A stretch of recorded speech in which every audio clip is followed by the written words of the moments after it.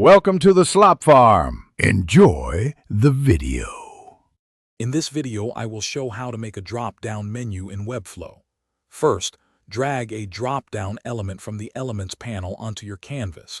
It's best to place this inside a navbar or a similar section. You will see two main parts, the drop-down toggle and the drop-down list. We will customize both of these to fit your design perfectly. This foundational step is crucial for building an effective navigation component. Next, let's style the drop-down toggle. This is the visible button that users click.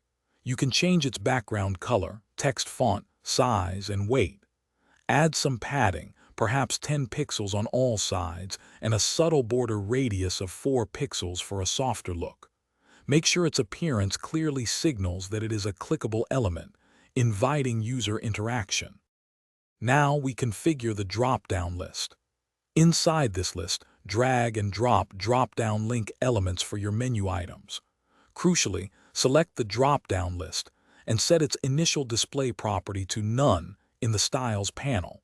This hides it by default. We will then use Webflow's powerful interactions feature to make it appear when the toggle is activated, ensuring a clean user interface. Finally, let's add interactions and ensure responsiveness.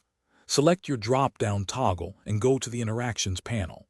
Add an element trigger for mouse click or mouse hover.